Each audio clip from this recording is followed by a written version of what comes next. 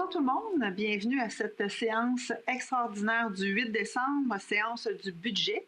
Donc, bienvenue aux gens qui sont dans la salle ce soir. Bonsoir aussi à ceux et celles qui nous regardent, soit sur le Facebook de la Ville ou via Télécœur et Sogetel.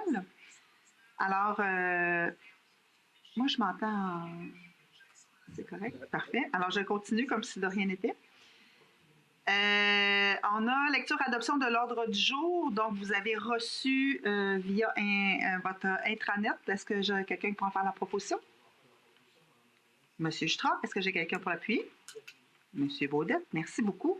Alors, budget 2026, document explicatif. Alors, vous allez avoir les différentes diapos à l'écran. Alors, c'est parti.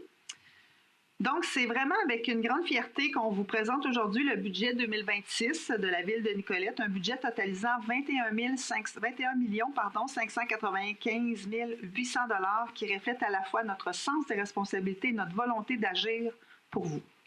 En cette année électorale, votre conseil municipal, incluant nos 3 nouveaux membres, a travaillé avec rigueur et lucidité en étroite collaboration avec l'administration municipale pour respecter les objectifs budgétaires que nous nous étions fixés en faisant parfois des choix difficiles et en demeurant sensibles à la capacité des citoyennes et des citoyens. Je le dis souvent, pour plusieurs municipalités, l'exercice du budget peut être parfois déchirant, mais chez nous, c'est vraiment un exercice qui est mobilisateur et rassembleur. Ce budget est avant tout un engagement, celui de maintenir et d'améliorer les services de base qui touchent directement votre quotidien. C'est un budget qui consolide, qui protège et qui prépare l'avenir. Fidèle à la mission municipale, offrir des services solides, accessibles et adaptés à vos besoins réels. Je pourrais le qualifier de budget de pérennité, un budget qui fortifie les fondations de notre ville pour mieux soutenir nos ambitions collectives. La préparation d'un budget, c'est aussi une occasion privilégiée de reconnaître le travail exceptionnel de toutes les personnes qui contribuent à cette démarche exigeante. Et quand je dis toutes les personnes, chez nous, entre autres, ce sont toutes les directions de services qui participent au budget. Cette année, je tiens à souligner la part remarquable de M. Pascal Allaire, qui est notre directeur, qui est habituellement notre directeur des services à la trésorerie, administratif et de la trésorerie, mais qui a également combiné depuis un certain temps les fonctions de direction générale, tout ça pendant la période du budget. Donc, je tiens à vraiment le remercier et à souligner sa rigueur et son leadership qui ont été déterminants dans le processus. Je remercie également toutes les directions de services municipaux pour leur dévouement constant, ainsi que M. Sébastien Turgeon, notre directeur des communications et de la participation citoyenne, qui s'assure à chaque année que le budget soit accessible et compréhensible pour l'ensemble de la population. Grâce à ce travail collectif, nous vous présentons un budget équilibré, innovant et responsable qui reflète pleinement la vision du Conseil. Travailler pour aujourd'hui sans jamais perdre de vue demain. Le plan triennal d'immobilisation, notre PTI. Les investissements prévus en 2026, 2027 et 2028 au PTI de la Ville de Nicolette seront de l'ordre de 41 448 300. C'est 76 % de notre PTI qui est consacré au maintien des infrastructures existantes. Autre fait important, la portion du plan triennal supportée par les contribuables nicolettaines et nicolettains sera de 23 346 562, considérant toutes les subventions attendues et confirmées des différents programmes gouvernementaux. Aujourd'hui, je vous présente les faits saillants de notre PTI pour l'année 2026, dont les investissements prévus sont de 10 180 300, incluant certains projets qui sont conditionnels, comme je vous le disais, à l'obtention de financement pour 26 % du montant, soit 2 640 640. C'est donc dire que c'est un montant de 7 739 660 qui sera à la charge du citoyen. Je tiens à souligner la rigueur de notre équipe administrative dans la recherche et l'obtention de subventions. Et notre succès à obtenir ces aides financières témoigne du sérieux, du professionnalisme et de la pertinence de nos projets. Pour le conseil municipal, c'est essentiel que nos projets d'immobilisation, tout en maintenant leur excellent niveau de qualité, soient réalisés de manière à minimiser les impacts financiers pour les résidentes et résidents. Vous savez, souvent les gens me disent qu'une subvention, c'est une subvention, même si ça vient du gouvernement, c'est toujours dans la même poche qu'on prend ça, la poche du citoyen. Par contre, on préfère que ces subventions-là s'en viennent à Nicolette plutôt qu'ailleurs. Donc, je pense que c'est important qu'on continue à faire l'exercice de rechercher ces aides-là. En sécurité publique, maintenant, 750 000 $ sont prévus en 2026 pour la stabilisation des berges du bas de la rivière sur une distance de 55 mètres. Donc, on parle à partir du rang des 60 vers la marina. Rappelons-nous que le gouvernement du Québec a déjà annoncé sa participation financière dans ce dossier pour 70 % du montant, donc 525 000 $. Service de transport maintenant. La réfection de la partie urbanisée des 60, donc là où il y a des maisons, entre la route du port et le premier dos d'Anne, constitue un des projets pour la ville. À cet effet, les plans et devis ont été faits en 2025 et nous avons déposé le projet de réfection dans le programme d'aide à la voirie locale pour l'obtention d'une subvention à la hauteur de 80 % du projet total évalué à 1 541 300. Toujours pour l'année 2026, c'est 250 000 $ qui sont consacrés à la réfection de trottoirs. Hygiène du milieu maintenant, notre service de génie et notre département de géomatique jouent un rôle clé dans la planification, la réhabilitation et l'entretien de nos infrastructures. Grâce à une expertise interne, la Ville bénéficie d'une meilleure maîtrise de coûts et d'une réduction de la dépendance aux firmes externes. Vous savez, l'exercice d'un budget, c'est pas toujours juste de voir quelles sont les dépenses ou les revenus qu'on va avoir, mais c'est aussi parfois de revoir nos façons de faire, de revoir les pratiques qu'on a. Et dans ce cas-ci, on s'est rendu compte que c'était beaucoup plus payant pour la Ville d'avoir ces professionnels-là à l'interne au lieu de toujours aller en mandat. La construction d'une nouvelle station d'interception avant la station de pompage du quai est un projet vital pour le futur de Nicolette, sans lequel notre développement résidentiel et communautaire serait limité à sa situation actuelle. Afin de concrétiser cette infrastructure essentielle, nous avons fait en 2025 une étude détaillée et consacrerons 860 000 $ en services professionnels en 2026 pour cet important dossier. Restera donc l'étape de réalisation en 2027. L'ajout d'un réservoir d'eau potable, on en a parlé souvent, et de l'optimisation des réservoirs existants demeurent des priorités incontournables. Ce dossier, mené en collaboration avec les 6 autres municipalités desservies par Nicolette, a franchi une étape importante en 2025 avec le renouvellement de notre entente intermunicipale. En 2026, c'est 600 000 $ qui sera consacré en services professionnels pour faire avancer significativement ce projet. L'ajout d'un nouveau réservoir est non seulement prioritaire pour nous, ça doit aussi devenir une priorité pour le gouvernement du Québec. Afin d'assurer un approvisionnement sécuritaire et durable pour l'ensemble des municipalités desservies. Nous continuerons donc de porter ce message avec insistance et détermination et nous comptons bien talonner le gouvernement à propos de l'aide financière nécessaire à cet important projet. Nous investirons également un peu plus d'1 million de dollars dans la centrale de traitement d'eau, dont 67 % de la facture est assumée par la Ville de Nicolette. Ces investissements sont cruciaux parce qu'un réseau d'eau potable performant n'est pas un luxe, c'est une responsabilité fondamentale envers la population. Service à la communauté maintenant. Pour le projet du bâtiment du parc Marguerite-Duville qui abrite la SAAQ et le tourisme, Nicolette investira 350 000 $ en 2026 pour les services professionnels en vue des travaux en 2027. Les services professionnels sont aussi nécessaires pour le parc Thérèse Boisvert-Allard pour l'espace multisport au montant de 360 000 $. Encore là, le chantier est prévu l'année suivante en 2027. Alors, si vous suivez un petit peu, là, vous voyez que 2027 sera sans contredit une année très importante en termes de chantier, avec l'aménagement de la promenade voisine de la rue du 12 novembre, qui est aussi prévu en 2027. Le souhait de se doter d'un lieu d'hébergement d'urgence, combiné aux pannes électriques plus fréquentes qui font craindre de perdre la glace à l'aréna, comme c'était le cas il y a quelques semaines, nous amène à aller de l'avant avec l'acquisition d'une génératrice. Un montant de 150 000 $ est prévu pour cette installation essentielle. On a déjà on a utilisé déjà l'hôtel de ville comme lieu d'hébergement. On avait utilisé aussi un lieu privé. On a réfléchi à l'école secondaire, au centre des arts, mais ces lieux-là n'ont pas nécessairement de génératrice. Donc, c'est pour ça que là, on va se doter d'une génératrice pour préserver nos équipements, mais aussi pour offrir un lieu sécuritaire en cas d'urgence, qui est tout à fait indiqué pour accueillir plusieurs centaines de personnes avec des douches, un restaurant, des espaces communs. Donc, on pense que ça pourrait être un lieu approprié.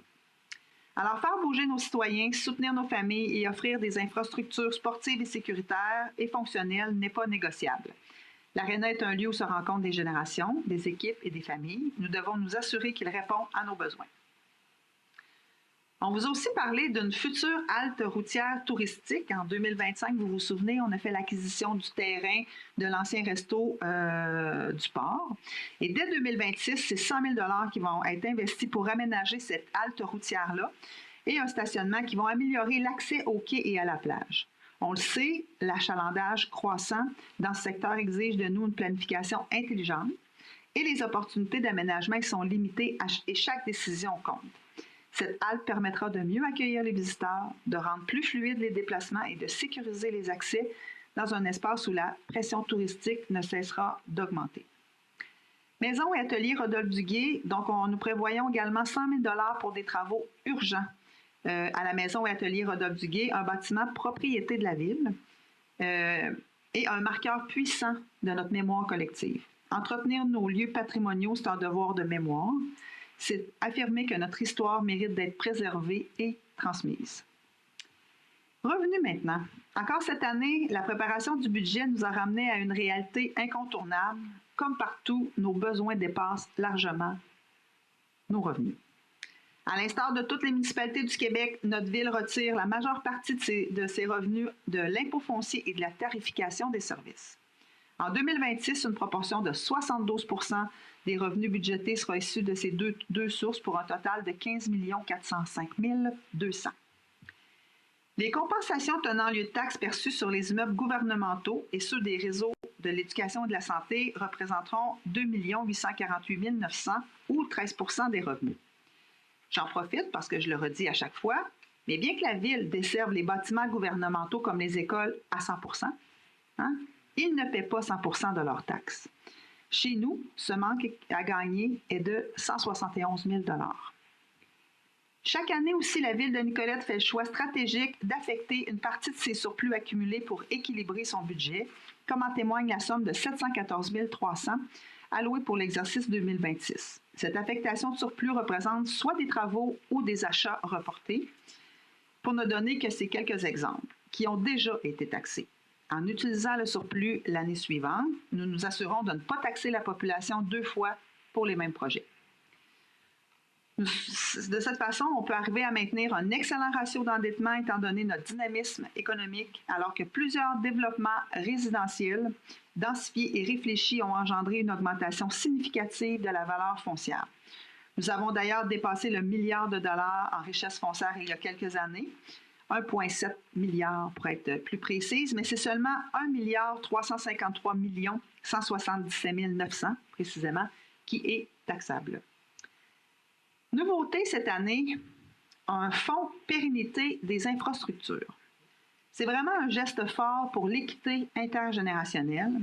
Avant d'aborder les autres dépenses du budget, permettez-moi de souligner une initiative majeure portée unanimement par les membres du conseil municipal, la création d'un fonds pérennité des infrastructures.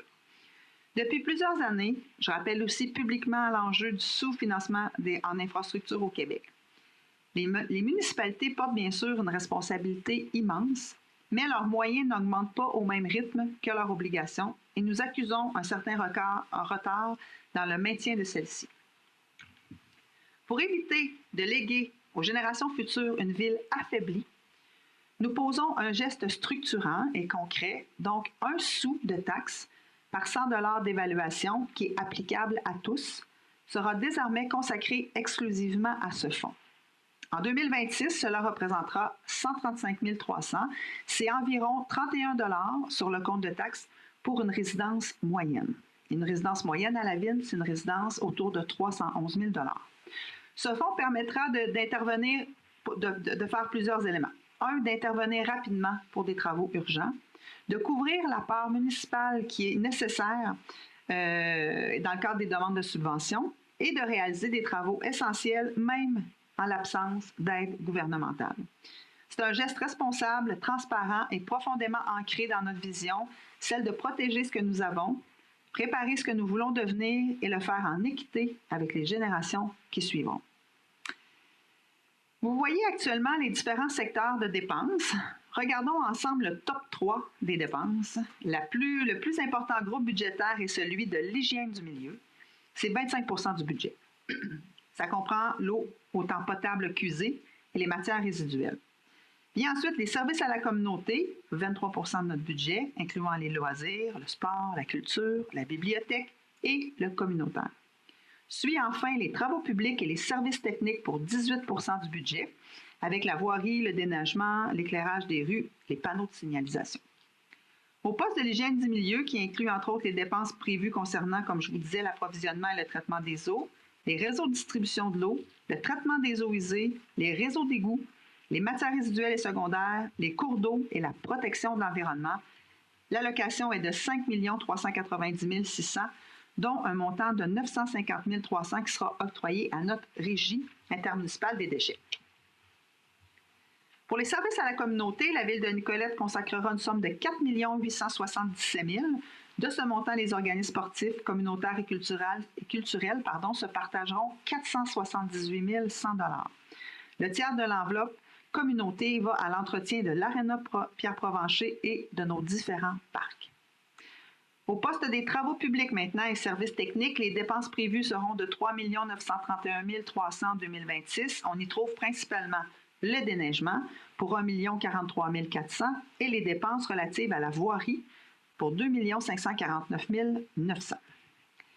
Une nouveauté aussi en matière de sécurité incendie, on vous en a déjà parlé, c'est la mise en place d'un projet pilote de service de premier répondant niveau 2, assuré par l'équipe permanente du service sécurité incendie. Ce projet permettra une intervention rapide du lundi au vendredi de 8h30 à 16h30 par les pompiers à temps plein.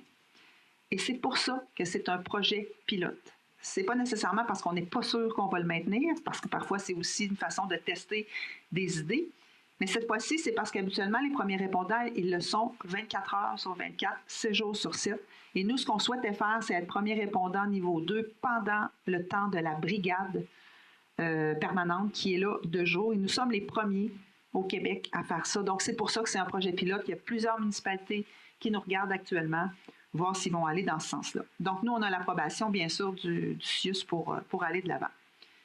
Ce projet représente une avancée majeure pour la sécurité de nos citoyens et citoyennes, un financement ministériel nettement bonifié permettant de réduire presque à zéro les coûts d'implantation du service. Pour Nicolette, on parle d'une enveloppe du Québec de 27 575 qui serait attribuée pour 2026, soit 2,5 % du budget incendie de la Ville. L'enveloppe sécurité publique comprend également un montant d'1 560 300 pour la Sûreté du Québec et 1 95 700 pour les dépenses liées aux services de sécurité incendie. En termes budgétaires, la masse salariale de votre fonction publique constitue 39 % des dépenses totales de la Ville. C'est 1 % de plus que l'an dernier, pour une somme de 8,8 millions de dollars. Le service de la dette s'établit à 2 518 600, soit 12 % du budget global, et le remboursement capital sera d'1 550 700 en 2026. La Ville reconduira ses réserves financières dédiées au développement économique, au logement social, aux événements. Il va y avoir le retour du budget participatif citoyen ainsi qu'aux actions climatiques et environnementales. Ces fonds stratégiques, véritables leviers d'agilité, permettent de réagir rapidement aux opportunités et aux défis, tout en soutenant des initiatives novatrices alignées sur nos valeurs fondamentales de transition écologique, d'innovation sociale et de diversification économique. Impact sur le compte de taxes maintenant, parce que au final, c'est ça qui nous intéresse. Hein? Malgré les pressions financières, malgré les besoins croissants et malgré l'ampleur des projets que nous préparons, nous annonçons pour 2026 une hausse limitée à 2,5 % du compte de taxes foncières résidentielles. Il est important de préciser que ce pourcentage inclut également toutes les tarifications de la Ville, incluant aussi le 31 $ que je vous ai parlé au début. Tout est là dans ce 2,5 % -là. Et on a fait quelques tests, M. Allaire, un peu plus tôt aujourd'hui. autant avec des maisons de 200 000 que 800 000 pour voir quel était l'impact et on se retrouve à être entre 2,48 % et 2,52 %. Donc 2,5 % c'est vraiment la réalité. Tous les projets présentés ce soir sont compris dans ce taux prévu, preuve, oui, que la rigueur administrative et les efforts collectifs portent leurs fruits. Le budget 2026 est un budget solide, lucide et porteur d'avenir. Il reflète la capacité de Nicolette à relever ses défis structurels tout en préservant un haut niveau de service à la population. Il protège nos infrastructures, soutient notre qualité de vie et prépare les projets qui façonneront le Nicolette de demain. En 2026, Nicolette continue de grandir, de se transformer et de se projeter vers l'avenir. Et je vous assure que votre conseil municipal demeure fidèle à l'engagement pris lors de la dernière campagne électorale, s'occuper avec sérieux de ce que nous avons déjà avant d'annoncer de nouveaux projets. C'est ça, gouverner avec cohérence. C'est ça aussi, préparer un avenir solide pour toute notre communauté. Et c'est avec confiance et surtout avec une immense fierté que nous vous présentons un budget 2026 qui est humain, responsable et profondément ancré dans notre volonté de bâtir une communauté forte et solidaire. Voilà qui fait le tour du budget. Alors,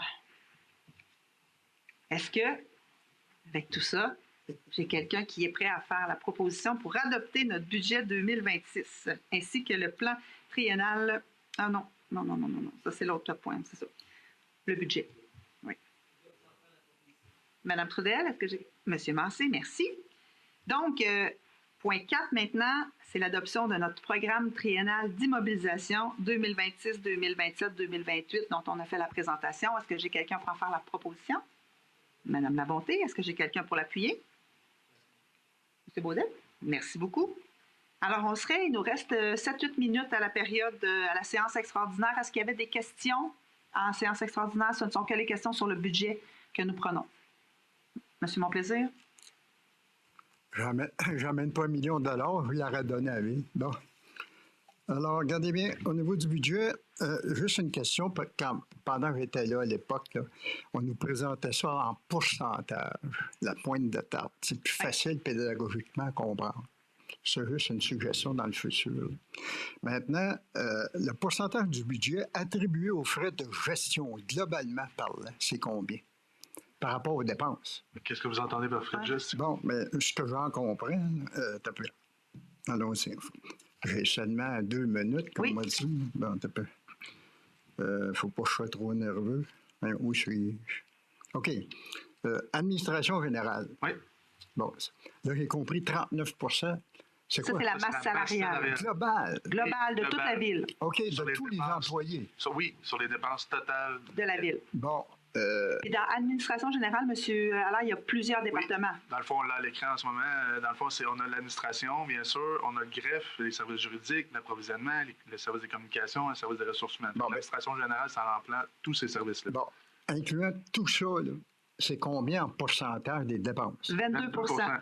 Bon, est-ce qu'il y a une norme au Québec de ne pas dépasser tant de pourcentage? Parce que c'est des règles du pouce. Dans le passé, on se comparait à Louisville.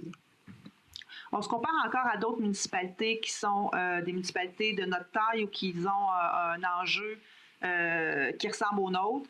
On prend entre autres les municipalités du caucus de centralité à l'UMQ qui sont des villes-centres. Est-ce que votre question concerne les salaires? Ben, les frais de gestion, pour vous, c'est des salaires. Bien, c'est de l'argent qu'on parle. Ben, 8,8 millions, puis c'est 39 % des dépenses totales. C'est ça que Mme Léménère a nommé tantôt. Est-ce que notre croissance est trop élevée en salaire? Je ne sais pas du tout. On s'est comparé avec d'autres, puis on est tout à fait dans la norme. OK. Au niveau du pourcentage. Au niveau du l'indice des prix à consommation, tout ça, l'évolution des salaires, puis tout ça. Ben, ça, c'est conventionné dans la convention collective qui termine en 2027. Bon, à mon époque, on se basait sur Louisville. OK, merci. Ensuite, le budget participatif. Oui. Bon, on parle de 378 000 $ pour le service à la communauté. Est-ce que ce montant-là est inclus là-dedans? Puis quel est le montant de... Le budget participatif est 216 000, ben c'est 1 du budget de 21 millions, donc c'est 216 000. 216 000? Oui. Donc, mettons, moi, je suis un bénévole qui veut faire un projet. Oui. Vous avez droit à 216 000. Je peux aller voir M. Lefrançois, puis... OK, c'est sûr qu'il y a...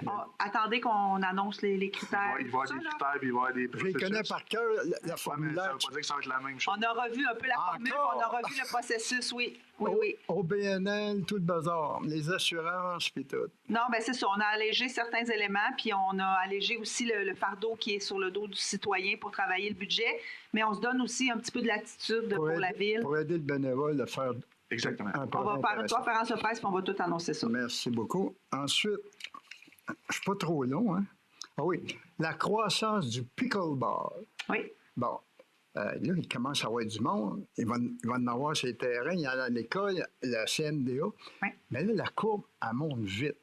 Donc, ça va être un beau problème de gestion. Puis là, le monde parle dans mes petites oreilles parce que je joue, mariez-vous, pour mon IMC, il baisse, là, fait que... Mais là, les gens disent, « Hey, le processus d'inscription, là, comment ça va marcher tout ça? Premier arrivé, premier servi, ils ne savent pas. » Oui. Puis là, c'est moins en lien avec le budget, ça, par contre. Là. Non, mais c'est pas annoncé, le pickleball. Ben, c'est le parc Thérèse-Boisvert. C'est un OBNL tout seul. Non. Vous voulez dire quand on n'a pas nommé nécessairement de sport, mais le pickleball fait partie des activités qui sont offertes à la ville. Ouais. Et dans la réfection du parc Thérèse-Boisvert, alors, à côté de l'aréna, il y a des nouveaux terrains de pickleball. Tout à fait. Les gens du pickleball, ils savent. Ouais. C'est ça. Mais là, ça va évoluer dans le temps, le monde qui... Oui, mais on ne pourra peut-être pas suivre toujours la croissance, puis il va peut-être falloir faire des ententes aussi avec d'autres municipalités autour où ils ont des terrains. T'sais, on a déjà ligné l'aréna, on en a, vous avez nommé tous les gymnases. L'école secondaire Jean-Nicolette, comment ça se fait qu'on ne va pas là? Bien, des fois, c'est une question d'entente, puis des fois, c'est une question de disponibilité des plages horaires. T'sais, le jour, c'est pas possible parce qu'il y a des élèves. Oui. Le soir, il y a autre chose. Fait que c'est sûr que si on y va pas en ce moment, c'est parce qu'il y a des enjeux. Parce que l'équipe à la communauté essaie de faire des ententes avec tout le monde. Il va même avoir des ententes avec la future école qui va être construite aussi. Oui. Bien, ça évolue. Exact, puis on saisit toutes les opportunités. Le processus de gestion de ça, c'est ça, les inscriptions, là, c'est ça. Attendez un peu. Ah oui. Ça va être votre dernière question, monsieur. Je suis rendu là? Oui. Les panneaux du réservoir. Ça, oui. Les avez-vous flashés au complet?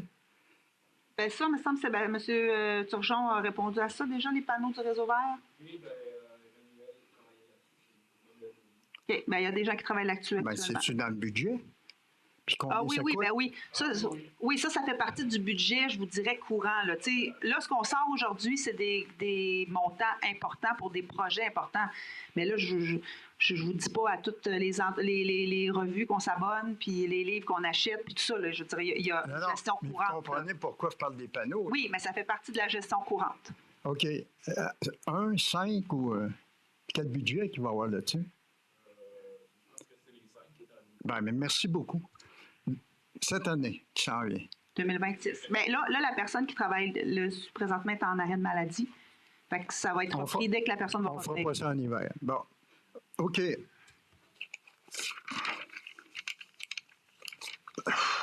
Je voulais vous féliciter pour votre nomination comme préfète. Oui.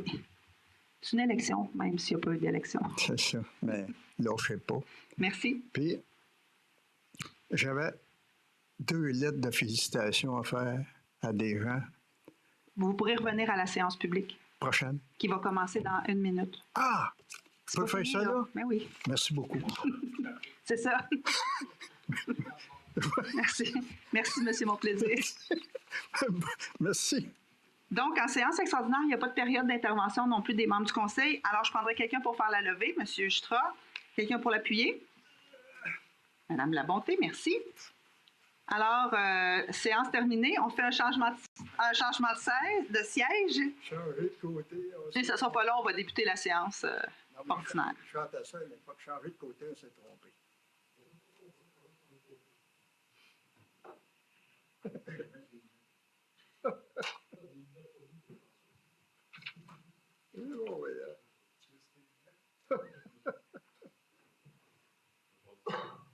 Moi, j'ai des nouveaux implants au Québec.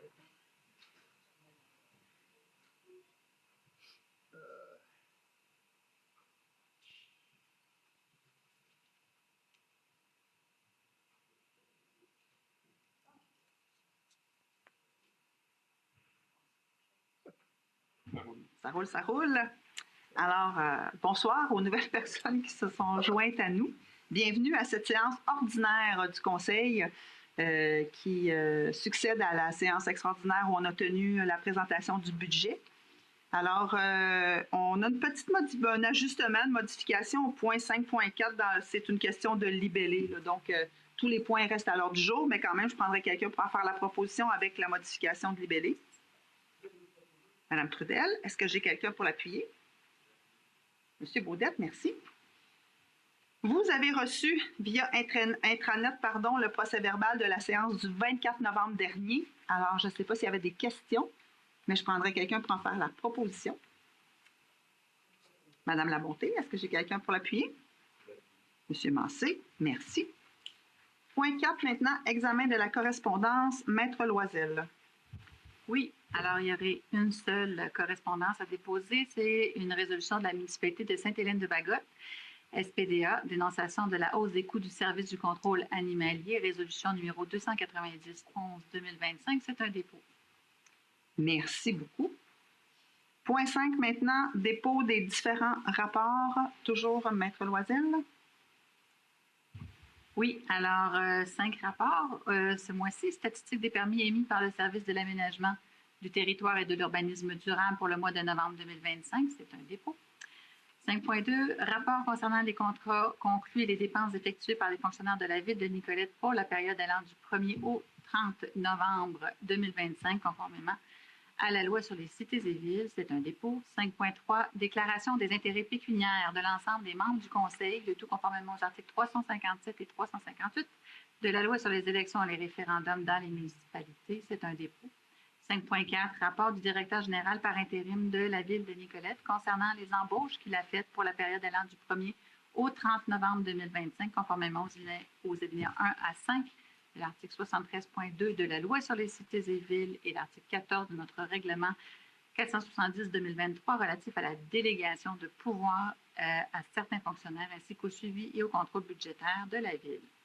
Et 5.5, règlement numéro 469-2023 relatif à la gestion contractuelle de la ville de Nicolette. C'est un rapport en matière de gestion contractuelle qui est une annexe en fait de ce règlement-là, l'annexe 469-2023.9. C'est une modification de contrat concernant l'augmentation de 9,82% du contrat de service d'expertise pour la révision de la liste électorale et des processus électoraux. C'est aussi un dépôt. Merci beaucoup, Maître Loisel. Donc, on serait rendu à la rubrique 6, compte à payer, chèque, prélèvement, dépôt direct. Donc, pour la période du 20 novembre au 3 décembre 2025, numéro de chèque 1710 à 1713 pour un total de 11 392,47. Prélèvement maintenant pour la période du 20 novembre au 3 décembre, total 23 565,85. Et les dépôts directs, toujours pour la même période, dépôt direct 99,29 à 10,003 pour un total de 811 700,86. Est-ce que j'ai quelqu'un pour en faire la proposition? Monsieur Baudette, est-ce que j'ai quelqu'un pour l'appuyer? Madame Pepin-Laforge, merci.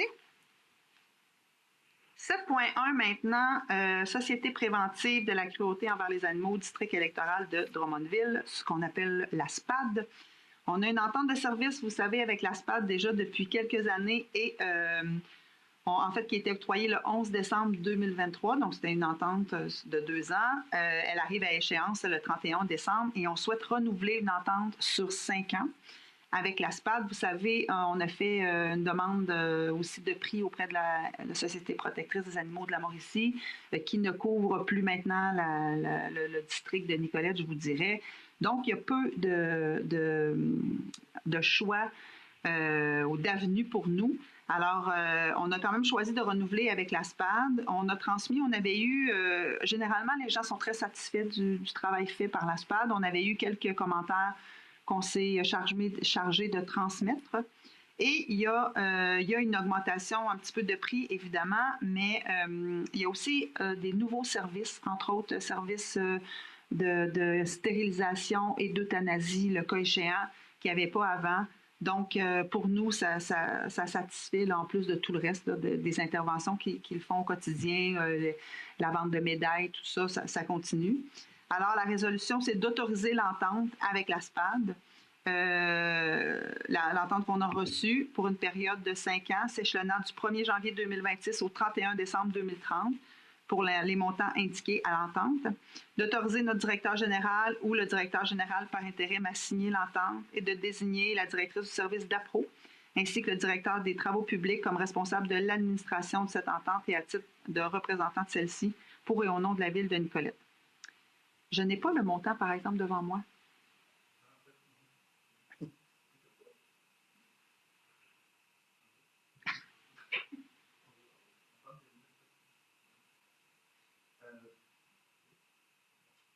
Parlez fort, M. Allaire. Oui. Dans le fond, c'est 5 et 10 par citoyen de coût en 2026. Parfait. Ça représente 47 000 $. Merci beaucoup. Alors, est-ce que j'ai quelqu'un pour en faire la proposition? Madame Labonté, est-ce que j'ai quelqu'un pour l'appuyer? Monsieur Jutra, merci beaucoup. On est rendu maintenant à la rubrique ressources humaines 8.1, l'embauche d'une agente de développement culturel et vie communautaire au service à la communauté. Madame Trudel. Oui, ici, un heureux retour. Donc, il y avait considéré qu'on avait un poste d'agent de développement culturel et vie communautaire attaché au service de la communauté qui était vacant suite à un départ, considérant l'affichage qu'on a fait interne-externe et considérant que Mme Marie-Ève Dupont-Plamondon a démontré un intérêt et qu'elle a déjà occupé le poste d'agente administrative au sein même de ce service et elle possède vraiment les qualifications, le potentiel nécessaire, les aptitudes requises pour occuper ce poste. Donc, la résolution, c'est d'embaucher à compter de ce jour Mme Marie-Ève Dupont-Plamondon au poste d'agent de développement culturel et vie communautaire au service de la communauté, le tout à l'échelon 5 de la classe d'emploi 9 de ce poste et c'est toujours selon les modalités qu'on retrouve à la convention collective. On est très heureux qu'elle revienne avec nous. J'en fais la proposition. Merci, Mme Trudel. Il y a parfois des départs, mais il y a parfois des retours aussi. Alors, bienvenue, Mme Dupont-Plamondon. Oui, M. Jutra, merci. 8.2 maintenant, on a aussi l'embauche, l'arrivée d'une conseillère en ressources humaines, Mme Trudel. Oui, donc le poste est une conseillère en ressources humaines attachée au service était vacant depuis le départ de la titulaire.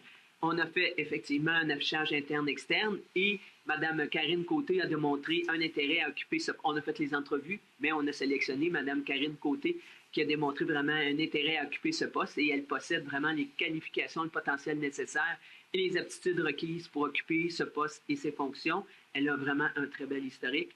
Donc, la résolution, c'est de ratifier l'affichage interne-externe du poste de conseillère en ressources humaines et d'embaucher à compter de ce jour Mme Karine Côté au poste de conseillère en ressources humaines qui est affectée au service des ressources humaines avec le statut permanent, est à l'échelon 5 de la classe 2 et toujours selon la modalité de politique administrative des salaires du personnel cadre. Donc, j'en fais la proposition et bienvenue à Mme Karine. Je souhaite la bienvenue à Mme Côté. Est-ce que j'ai quelqu'un pour l'appuyer? Monsieur Baudette, merci.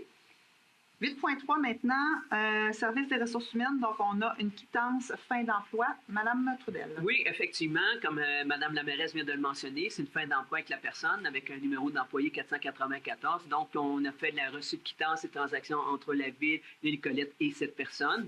Et donc, la résolution, c'est de ratifier le reçu de quittance et transaction entre avec la personne précitée et la ville Nicolette telle que soumise et de ratifier pour et au nom de la ville la signature de cette quittance. J'en fais la proposition. Merci. Mme Trudel, est-ce que j'ai quelqu'un pour l'appuyer? Monsieur Jutra, merci.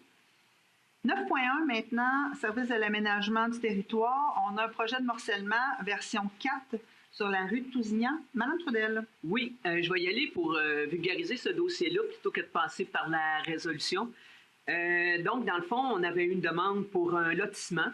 Donc, la demande, c'est de lotir un seul terrain afin de pouvoir... le demandeur voulait céder un terrain à son fils pour lui permettre de se bâtir. Donc, ce qu'on a rencontré, c'est que c'est un lot, c'est un très grand lot de 2 hectares qui se trouve dans une zone résidentielle. Donc, puis il est boisé. Donc, on se situe dans une situation dans nos règlements qu'on fait pour toute zone résidentielle. Donc, pour autoriser un projet de lotissement, à ce moment-là, il est requis par réglementation de présenter un projet de morcellement de tout le terrain, donc des 2 hectares. Et de même qu'une étude, parce que là, on est en milieu forestier, ça prend une étude aussi pour savoir si c'est un milieu sensible ou à forte valeur écologique. Ce sont des coûts vraiment importants. Que quelqu'un qui veut développer, c'est une chose, mais quelqu'un qui dit « moi, je veux que ça reste dans le bois », c'est autre chose, pour avoir uniquement un seul terrain. Donc, il voulait pas le demandeur, et c'était compréhensible, ne désirait pas se lancer dans la subdivision de son lot et souhaitait vraiment le conserver en couvert forestier. Il nous a fallu donc trouver ce que moi j'appelle une voie de passage. Et on l'a trouvé avec Nature Avenir qui, dans le fond, permet une conservation volontaire du terrain. Donc, le projet, donc la résolution est ce qui suit. Donc, selon les conditions qu'on a faites, donc avec Nature Avenir pour la protection du territoire. Donc, il va pouvoir avoir un terrain permettant à son fils de se bâtir. C'est un terrain de 50 par 60, mais un terrain normal de construction. On réorganise un peu son terrain de propriété, là, qui va être légèrement grandi, mais c'est parce que c'est à 2 lots qu'on fusionne. Puis le reste des 2, parce que c'est 2 hectares, va rester boisé et avec une signature avec le contrat Nature Avenir pour le maintien de la conservation nature. Donc, voilà comment s'est terminé ce dossier. Donc, j'en fais la proposition. Merci. Est-ce que j'ai quelqu'un pour l'appuyer? Madame Labonté, merci. Service du greffe maintenant et des affaires juridiques, demande 2026, donc des nominations avec Hydro-Québec. C'est une résolution qui revient à chaque année. En fait, c'est de désigner des signataires autorisés auprès d'Hydro-Québec lorsque des travaux sont nécessaires et touchent l'éclairage des voies publiques. La résolution toute simple, c'est d'autoriser les demandes d'autorisation auprès d'Hydro-Québec pour la réalisation de travaux d'éclairage sur les voies publiques, d'autoriser aussi des gens de la Ville pour la réalisation de ces travaux-là. On parle de M. Louis-François Caron, directeur du service des travaux publics, M. Antoine Lagimonière, directeur du service de l'ingénierie, M. Bernard Rousseau, contremaître aux opérations, a signé pour et au nom de la Ville. À chaque fois, on se dit que ce serait plus simple de simplement mettre des postes, mais Hydro-Québec tient beaucoup à avoir les noms. Donc, c'est pour ça qu'il faut revenir souvent. Et d'autoriser, là, bien sûr, sous réserve de pouvoir conférer aux personnes suivantes par la loi sur les cités et villes, certains fonctionnaires ainsi qu'au suivi de contrôle budgétaire de la Ville de Nicolette à payer pour et au nom de la Ville les coûts reliés aux demandes d'autorisation auprès d'Hydro-Québec. Et d'autoriser aussi M. Pascal Allaire, trésorier, en l'absence de ce dernier, Maître Magali Loisel ou Mme Josée Veilleux, assistante trésorière, d'accepter les coûts reliés aux demandes des dits travaux. Est-ce que j'ai quelqu'un pour en faire la proposition? M. Jutras. Est-ce que j'ai quelqu'un pour l'appuyer? M. Massé, merci. 10.2, c'est exactement la même chose, sauf que là, on parle du ministère des Transports, donc sur les routes numérotées. Même chose, c'est qu'on considère la nécessité opérationnelle que la Ville de Nicolette se porte garante pour l'année 2026 de tous travaux prévisibles et imprévisibles, qu'elle effectuera ou qu'un sous-traitant effectuera en son nom sur les routes numérotées du MTQ, le tout afin de pouvoir se soustraire de l'obligation d'un dépôt de garantie. Considérant l'importance de désigner des personnes autorisées auprès du ministère des Transports et de la Mobilité durable lorsque des travaux nécessaires, prévisibles ou imprévisibles qu'elle effectuera ou un sous-traitant effectuera en son nom, il est proposé de se porter garante auprès du MTQ pour ces travaux-là, de désigner M. Louis-François Caron, directeur du service des travaux publics, et M. Antoine Lagimonière, directeur du service de l'ingénierie, ou en leur absence, M. Bernard Rousseau, contremaître aux opérations, à titre de responsable pour et au nom de la Ville, pour la réalisation de tous travaux prévisibles ou imprévisibles. D'autoriser M. Louis-François Caron et messieurs Louis-François Caron et Antoine Lagimonière, ainsi que M. Bernard Rousseau, à signer pour et au nom de la Ville tous les documents pertinents et de s'engager à transmettre en temps opportun, évidemment, au MTQ les permis utiles pour effectuer tous les travaux de voirie pouvant être planifiés, et ce, dans un délai prescrit. Nous enverrons aussi, bien sûr, la résolution au MTQ. Est-ce que j'ai quelqu'un pour en faire la proposition? M. Jutras, est-ce que j'ai quelqu'un pour l'appuyer? M. Baudette, merci.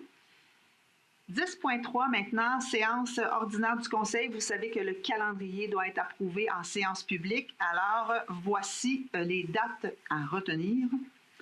Alors, 19 janvier, et ça, c'est pour les séances publiques ordinaires. 19 janvier, 9 février, 9 mars, 13 avril, 11 mai, 8 juin, 13 juillet, 24 août, 14 septembre, 19 octobre, 9 novembre, 14 décembre. Et on aura bien sûr la séance du 7 décembre, une séance ordinaire ou extraordinaire pour le budget. Si vous n'avez pas eu le temps d'inscrire toutes les dates, elles seront disponibles sur le site Internet. Avis public? Ah, bon, avis public. Est-ce que j'ai quelqu'un pour en faire la proposition? Madame Trudel, est-ce que j'ai quelqu'un pour l'appuyer? Madame Labonté, merci. Service administratif et trésorerie, maintenant 11.1. Vous savez qu'on a une entente avec le CNDA pour l'utilisation du nouveau gymnase. Donc, on parle de la convention d'utilisation des installations d'équipement. Petite modification. Monsieur Massé. Effectivement, les modifications concernant, entre autres, la durée et les annexes ont été apportées à la Convention, considérant que la Convention d'utilisation des installations et d'équipements telles que soumises aux membres du Conseil, la résolution est de ratifier les modifications apportées telles que soumises à la Convention d'utilisation d'installations d'équipements avec le Collège Notre-Dame de l'Assomption, ainsi que sa signature. Et je vais vous en faire la proposition. Merci, M. Massé. Est-ce que j'ai quelqu'un pour l'appuyer? Mme Pepin-Laforge, merci. Vous savez aussi qu'on a des ententes intermunicipales relatives aux services de loisirs avec deux municipalités. On a avec la municipalité de Sainte-Monique et la municipalité de Labustation. Je débuterai avec la municipalité de Sainte-Monique. Monsieur Massé. Effectivement, entente qui est reconduite par le Conseil depuis 2018 avec Sainte-Monique. Donc, une demande qui a le but d'offrir puis de faire bénéficier aux gens de Sainte-Monique de la même tarification en fait, que les citoyens de la ville d'Nicolette concernant certaines activités sportives ou l'utilisation de matériel ou d'équipements à caractère sportif. L'entente est pour une durée de 12 mois pour 2026 et inclut des périodes de renouvellement automatique d'une durée d'une année, chacune à moins d'avis contraires. Donc, la résolution est d'autoriser l'entente intermunicipale relative aux services de loisirs pour la municipalité de Sainte-Monique et je vais vous en faire la proposition. Merci beaucoup, M. Massé. Entente de 5 464 payée par la municipalité qui permet, comme M. Massé le disait, aux citoyens d'avoir accès aux activités de la ville au même prix que les citoyens nicolétains, sauf le camp de jour. M. Massé en fait la proposition. Est-ce que j'ai quelqu'un pour l'appuyer? M. Baudette, merci. 11.3, même entente avec la municipalité de Labustation. Mme Pepin-Laforge. Oui, la même entente. On exclut encore le camp de jour. Pour la municipalité de la visitation de Yamaska, le montant est de 3 164 $, toujours pour la même durée d'1 an. Est-ce que j'ai bien fait ça? Oui, c'était parfait. Est-ce que vous en faites la proposition? Oui, j'en fais la proposition. Merci. Monsieur Massé, appuie. Merci beaucoup. Donc, on n'avait pas de sujet en service incendie ni travaux publics. Service à la communauté, maintenant, on a un deuxième appel de projet pour l'année 2025. Il s'agit de ratifier dans le cadre du programme du Fonds des événements. Monsieur Massé. Effectivement, considérant que 2 projets ont été déposés afin d'obtenir de l'aide financière, soit le Festivin présenté par Éco-Événements et la Journée de la réconciliation et de la vérité présentée par la Corporation de développement communautaire de Nicolet. Considérant qu'un comité d'évaluation a été formé, que les projets ont été analysés selon la grille d'évaluation et les critères d'admissibilité, considérant que la Journée de la réconciliation et de la vérité respecte entièrement tous les critères d'admissibilité de la politique concernant le programme des événements de la ville de Nicolette et que le Festivin ne respecte pas tous les critères de cette politique, considérant qu'il y a lieu d'accorder l'aide financière demandée par la Corporation de développement communautaire Nicolet-Yamaska pour l'événement Journée de la réconciliation, et considérant que malgré qu'il ne respecte pas tous les critères d'admissibilité de la politique précitée,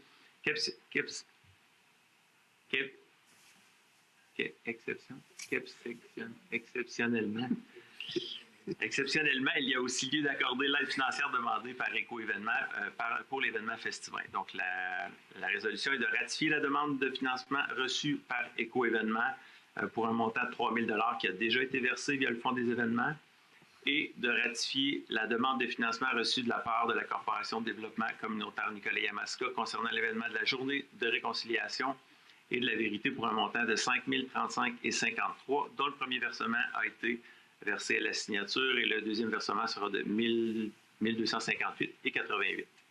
Et je vais vous en faire la proposition. Merci, M. Massé. Est-ce que j'ai quelqu'un pour l'appuyer? M. Jutra, merci. Adoption maintenant des règlements et avis de motion, en commençant avec 15.1, règlement numéro 525-2025 concernant la réserve financière, le financement des élections, en fait. M. Allaire. Oui, dans le fond, c'est l'adoption. Ce soir, on a passé l'avis de motion à la dernière séance. Donc, réserve financière, dans le fond, qui est prévue par la loi aussi pour faire les dépenses électorales. La dernière fois, on s'était basé sur des coûts passés. Dans le fond, en 2021, il n'y a pas eu d'élection. En 2017, et tout ça, on remonte à 4 ans, à 2013. Donc, là, on avait des coûts qu'on s'était basés pour avoir. Ça a quand même bien été avec l'élection qu'on a eue en ce moment, mais par contre, ça ne considérait pas nécessairement les élections partielles qui pourraient avoir lieu ou des référendums qui pourraient avoir lieu, comme par exemple dans les PPC-moi. Donc, on a essayé de prévoir l'ensemble des coûts qu'il pourrait avoir pour des dépenses électorales et référendums et tout ça. Donc, ça va être 40 000 par année pour les 4 prochaines par année, pendant 4 ans, pour un maximum de 160 000 pour ce règlement de réserve financière. Merci beaucoup. Monsieur Allaire, est-ce que j'ai quelqu'un pour en faire la proposition? Monsieur Jutra, est-ce que j'ai quelqu'un pour l'appuyer? Monsieur Massé. 15.2 maintenant, règlement numéro 526-2025 concernant la tarification des biens, services et activités à la Ville. Monsieur Allaire. Oui, mais c'est l'avis de motion. Donc, le règlement numéro 526-2025, la tarification des biens, services et activités de la Ville de Nicolet, aura pour but de prévoir les modalités de l'établissement de la tarification débutant à compter du 1er janvier 2026 pour tout le territoire de la Ville de Nicolet. Donc, ça comprend les coûts au centre sportif, les coûts à l'aréna, les coûts, tous les coûts qu'on peut prévoir à la bibliothèque pour emprunter des choses, pour des branchements de services au niveau des égouts aqueducs et tout ça. Donc, dans le fond, on prévoit les coûts administratifs également pour divers documents. Donc, c'est tout prévu de cet élément-là. Nouveauté cette année, c'est qu'on l'a, dans le fond, extrait du règlement de taxation pour avoir un règlement à part, comme on fait ce soir en déposant l'avis de motion. Merci, M. Allaire. Est-ce que j'ai quelqu'un qui souhaite donner l'avis de motion et déposer le premier projet de règlement? Merci, Mme Trudel. 15.3, M. Allaire y a fait référence. Donc là, on parle de l'avis de motion, le dépôt du premier projet de règlement concernant les taux de taxation. Exact. Donc, le règlement de 527-2025, établissement des taux de taxation et de tarification. Tarification, on parle de l'eau, on parle des déchets, ainsi que l'imposition des compensations tenant lieu de taxes pour l'année 2026 de la Ville de Nicolet. Donc, on a pour but de prévoir les modalités de l'établissement des taux de taxes et tarification pour l'imposition des compensations tenant lieu de taxes pour le budget, dans le fond, 2026, dans le fond, qui est adopté à ce jour de 21 595 800. Et je rappelle, les deux règlements, 526 et 527, c'est des règlements sans coût pour la Ville de Nicolet. Merci, M. Allaire. Est-ce que j'ai quelqu'un pour déposer l'avis de motion, le premier projet de règlement? Merci, M. Jutra. Et le dernier, 15.4, c'est concernant toujours le règlement 528-2025 qui décrète une taxe spéciale imposée aux terrains vagues desservis. M. Allaire. Oui, terrain vague desservi qui ne concerne pas les terrains vagues desservis résidentiels, c'est seulement les catégories industrielles et commerciales. Donc, c'est un règlement qui revient à chaque année depuis 3 ou 4 ans. 4 ans. C'est notre 4e année. Et dans le fond, c'est pour but de prévoir la taxe spéciale, dans le fond, imposée à ces terrains vagues-là, dans le but de les développer, puis d'établir, dans le fond, un montant pour les amener à développer leur terrain, puis construire. Plus vacant. Exact, en plein ça. Donc, c'est le pouvoir général de taxation qui nous permet de faire ça. Donc, c'est l'avis de motion ce soir pour ce règlement. Merci, M. Toujours sans coût pour la Ville. Merci, M. Allaire. Est-ce que j'ai quelqu'un pour déposer l'avis de motion et le premier projet de règlement? M. Jutra? Merci beaucoup. Alors, on n'avait pas d'addition à l'ordre du jour, Maître Loisel. On serait donc rendu à la période de questions. Monsieur, mon plaisir. Merci, madame. Je me suis préparé. J'ai essayé de faire le mieux que je pouvais. Quand je me suis préparé, j'ai essayé de me mettre dans le pot d'un enfant au primaire quand on faisait une présentation orale. Puis j'ai lu Louis-Joseph Papineau cet après-midi, un grand orateur. Bon, alors, premier élément, j'ai oublié de quoi dans le budget? Les itinérants. Oui. Y a-tu de quoi? Bien, c'est l'aide qu'on offre aux organismes communautaires. Puis ici, chez nous, on a Point de rue qui a un montant quand même important pour pouvoir prendre soin de cet enjeu-là. Bien, vous donnez de l'argent à cet combien? C'est 20 000 à Point de rue? C'est 29 000 cette année. 29 000. On donne ce qu'on peut. Bien, il y a beaucoup d'organismes communautaires, donc puis des fois, il y a des enjeux qui deviennent prioritaires, donc l'aide financière va être un petit peu plus importante. On jongle avec tout ça. Il faut faire des choix. Exact. Maintenant, le CAB, Oui. ceux qui ne mangent pas. Bon, ça monte, là. Il l'a dit l'autre fois. Qu'est-ce que vous penseriez de faire, comme à Trois-Rivières, les employés de la ville, c'est une fois par année, vous êtes tous assis là, pognez le téléphone, puis on sollicite le monde.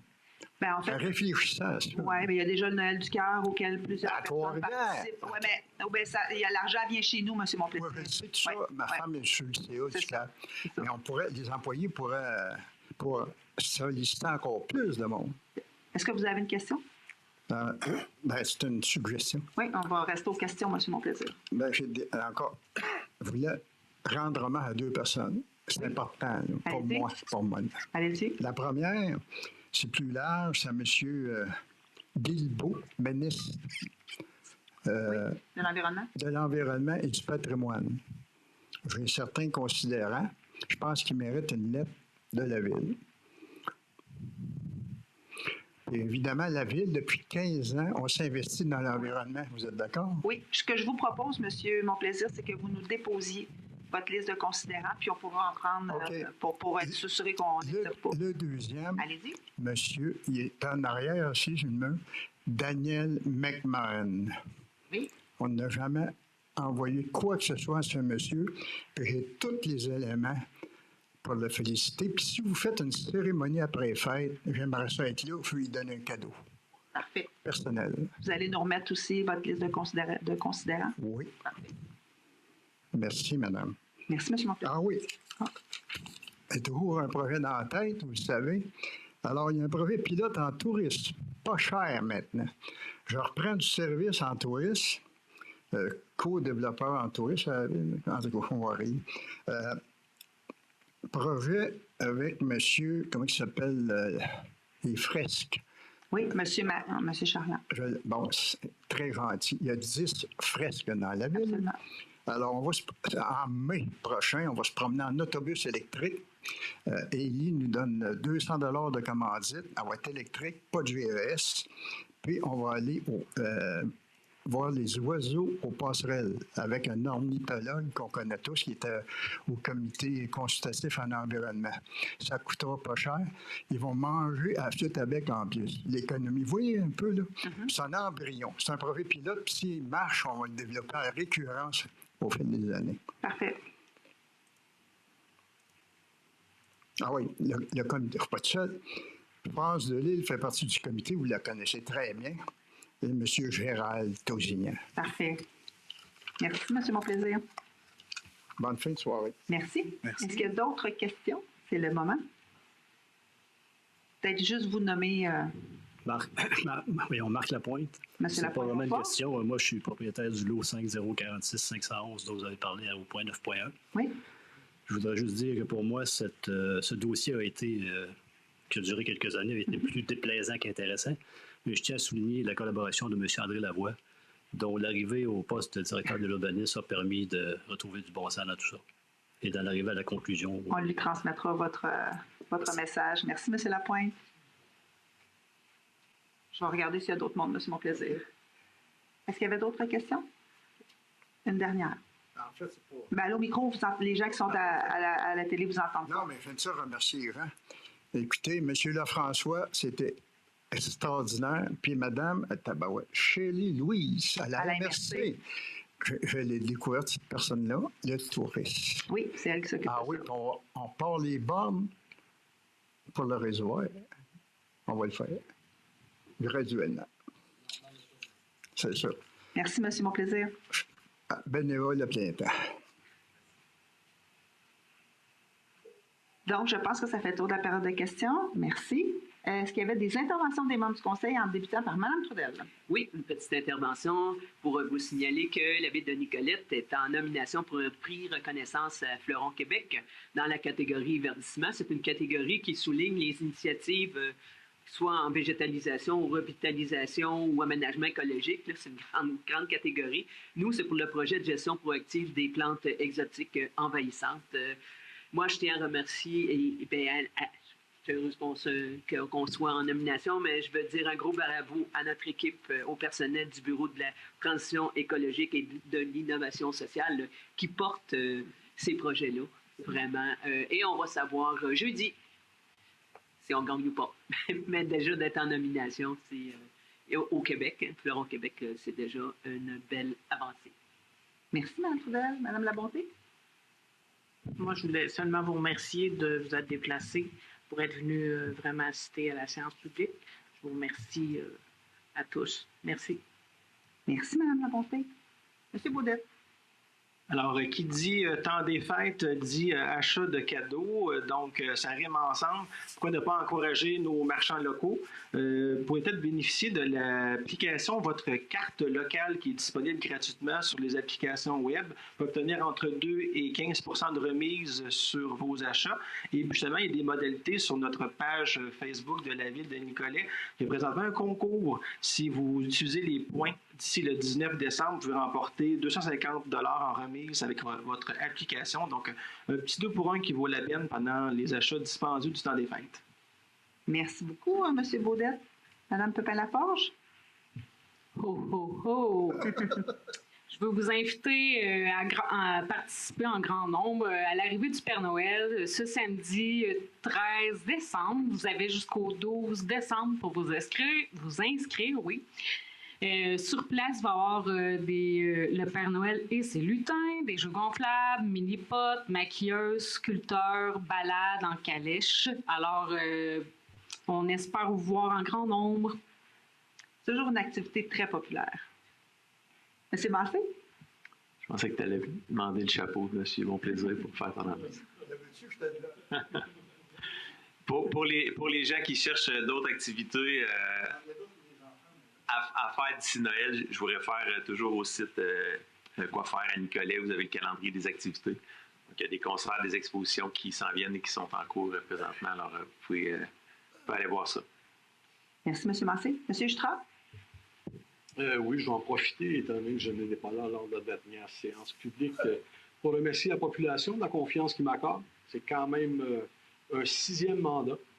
Ça va être ma 21e année que je commence comme conseiller municipal. C'est un réel honneur d'être là pour vous représenter, de faire de mon mieux, de mettre l'expérience que j'ai à l'essieu de tout le conseil et de la ville aussi. Et je vous le dis, je l'ai toujours dit, je suis là pour les citoyens, non pas pour moi-même. Donc, ça me fait plaisir encore pour les 4 prochaines années d'essayer de vous représenter du mieux que je peux, avec les meilleures façons de faire, en respectant les gens et en respectant tout ce qu'on dit. Voilà. Merci. Puis, bienvenue au gros poilu samedi. Parlez pas de vous, là. Merci tout le monde pour vos interventions. J'en profite, même s'il y a un peu de tour dans le mois de décembre, pour vous souhaiter des belles fêtes, puisque je ne serai pas avec vous lundi prochain. Je serai en vacances, alors vous serez sous la bonne gouverne de Mme Trudel, qui prendra le relais. Merci beaucoup de vous être déplacés. Joyeux temps des fêtes, puis on se retrouve pour ma part en janvier. Merci beaucoup tout le monde. Oh, faut que je prenne voyons, excusez. Est-ce que je peux prendre quelqu'un pour la lever, l'Assemblée? Monsieur Jutra, Mme Trudel, merci beaucoup tout le monde. Bonne fin de soirée.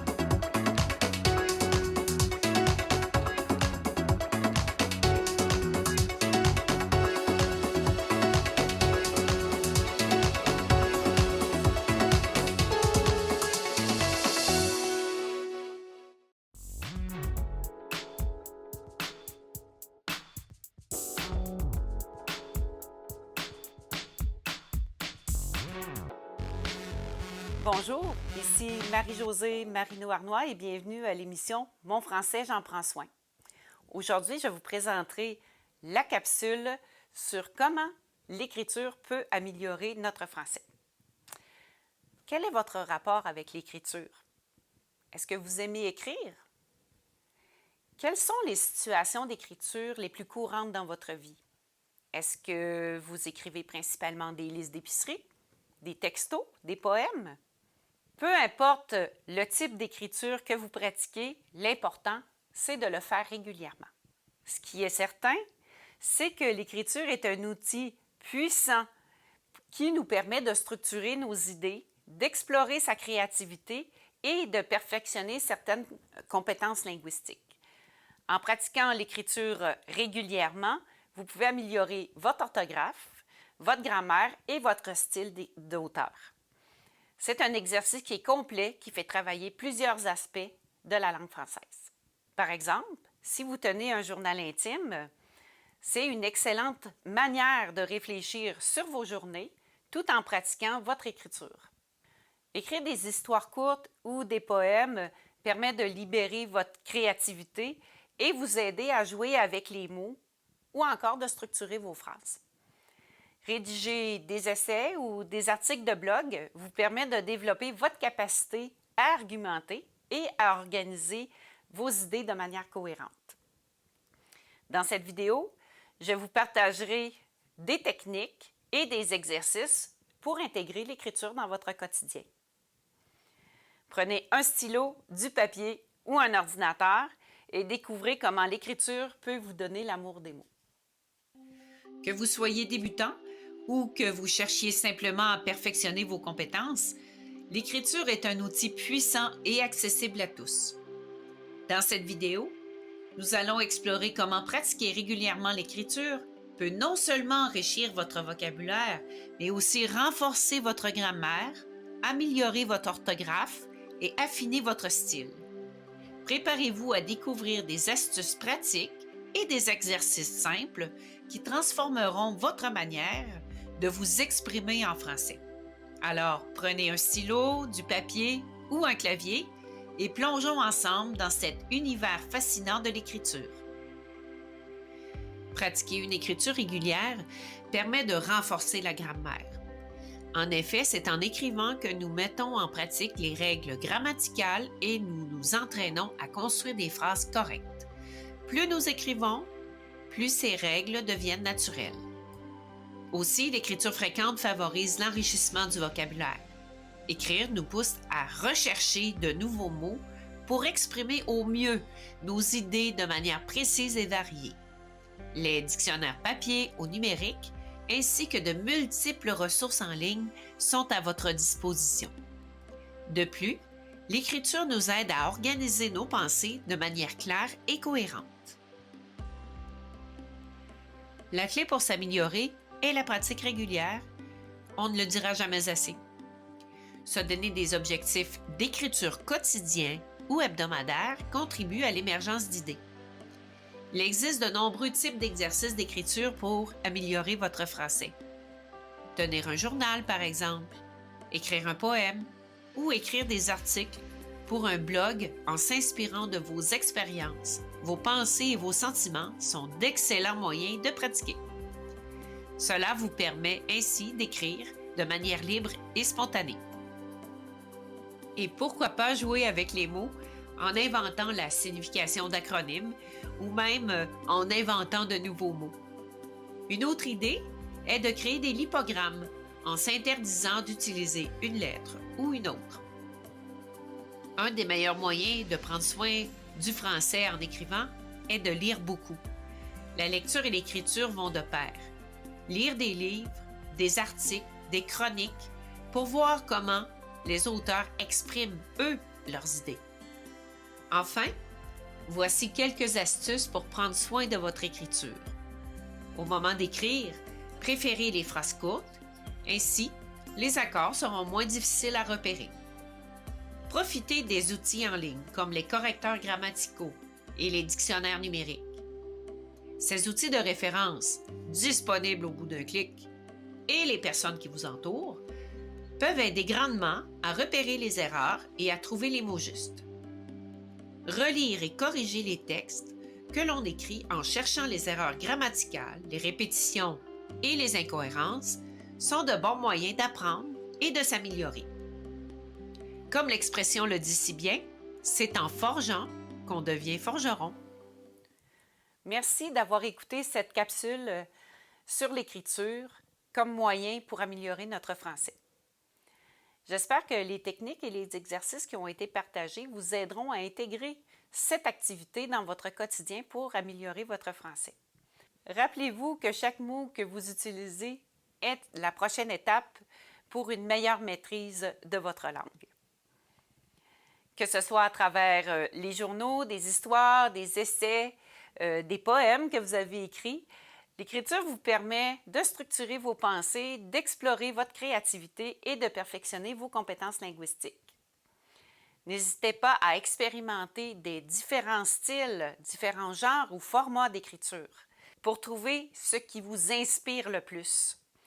Continuez à écrire, à exprimer vos idées par écrit. Laissez votre imagination et votre créativité guider votre plume. Et n'ayez pas peur de faire des erreurs. C'est ainsi qu'on apprend. Considérez que l'écriture est également une belle occasion d'entrer en contact avec les autres. Partagez donc vos écrits avec vos proches. À vos crayons pour vivre de nouvelles randonnées scripturales.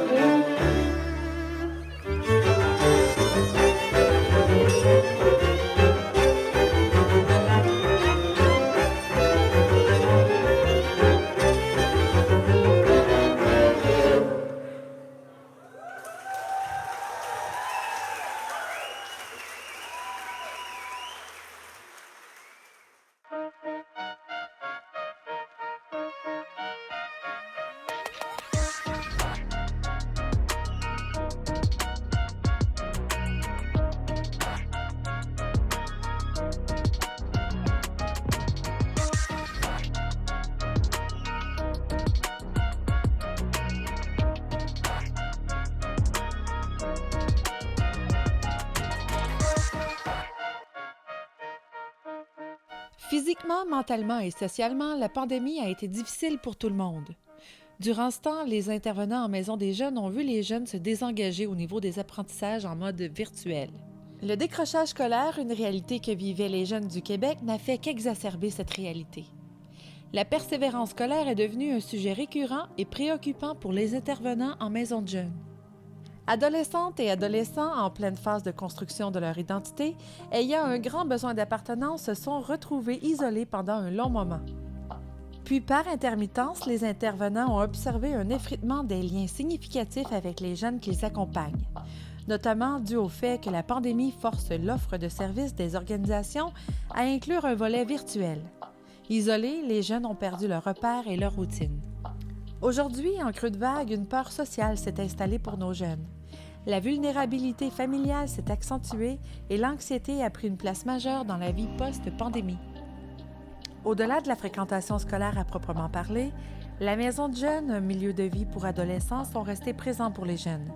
Ouverts de plusieurs façons, s'adaptant jour après jour pour les soutenir dans leurs processus fondamentaux de socialisation et du développement de leur personnalité. D'où l'importance de la fréquenter et de continuer de la fréquenter afin d'accompagner cette belle jeunesse québécoise. De ce fait, les 3 maisons de jeunes de Bécancour sont passées à l'action afin de développer un projet sur la persévérance scolaire et la prévention du décrochage scolaire.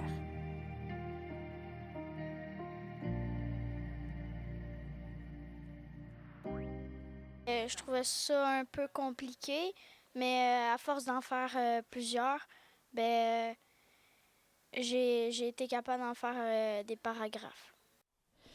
Nous avons pensé à revenir aux bases et susciter l'intérêt des jeunes avec de nouveaux apprentissages. Et là, tu es devant ton œuvre qui n'est pas achevée encore, mais pourquoi tu t'es inscrite aux ateliers d'art? Parce qu'en fait, l'art, ça m'intéresse, puis ça avait l'air très intéressant de faire de l'art, puis ça m'intéressait d'apprendre à faire ça. Il s'agit de la MDJ de Sainte-Gertrude, de la MDJ La Forteresse du secteur Saint-Angèle-de-Laval et de l'Éclipse Bécancour. Tous membres du regroupement des Maisons des jeunes du Québec, elles en partagent leur mission. Soit être un lieu de rencontre pour les jeunes de 12 à 17 ans qui, sur une base volontaire, viennent à la MDJ afin de participer aux activités quotidiennes animées par des adultes qualifiés et significatifs dans le but de devenir des citoyens et citoyennes critiques, actifs et responsables en vivant des expériences diverses. Il peut y avoir des activités comme la ronde à l'expo. Il peut y avoir des activités aussi qui vont se passer à l'MDJ, comme, mettons, tournoi de 21, d'autres activités. Puis aussi, il peut y avoir juste des thématiques libres qui ont fait un peu qu'est-ce qu'on veut à l'MDJ avec les animateurs. La poste-temps, on peut soit partir une conversation sur quelque chose qui s'est passé durant la journée ou de quelque chose qu'on va apprendre, ou il peut y avoir des thématiques sur des choses importantes. Comment y parvenir? En temps normal, il suffit de vivre des expériences variées avec les jeunes et les intervenants adultes significatifs dans les maisons de jeunes afin qu'ils découvrent leurs forces, leurs faiblesses, leurs besoins et leurs goûts. Mais dans ce projet, nous avons profité de ces ateliers pour inviter d'autres ressources à se joindre à nous pour favoriser l'harmonisation des connaissances des jeunes et avec des services offerts dans la région. Merci à nos partenaires que sont la Table régionale de l'éducation Centre du Québec, la Relance Nicolas Bécancour. La relance s'implique dans le projet L'art de persévérer parce que pour nous, c'est vraiment important tout ce qui est la persévérance scolaire, puis de donner une motivation aux jeunes. Donc, dans nos principaux objectifs, là, quand on fait de la prévention universelle, on veut que le jeune se développe des facteurs de protection, des intérêts, des passions et qu'il parte à la découverte vraiment de sa personne, donc d'augmenter la connaissance de soi. Donc, la rue Bécancour aussi était partenaire du projet. Oui, on était partenaire. On n'était pas aussi engagés que les Maisons des jeunes, bien entendu, mais on était quand même présents pour participer à ces activités-là. Alors, c'était quoi pour vous l'avantage de ce programme-là, de ce projet-là? Bien, je pense que c'est un regroupement de Maisons des jeunes. Donc, si un regroupement de Maisons des jeunes, il y a un regroupement de jeunes plus concentré. Donc, moi, ça me permet d'avoir beaucoup plus de jeunes sur place, puis ça me permet de rentrer en contact avec eux autres.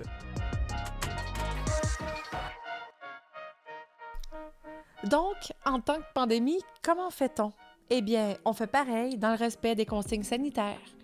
Nos 3 maisons des jeunes ont donc concocté un programme varié, participatif et volontairement contagieux. C'est un environnement incroyable, magique, tellement...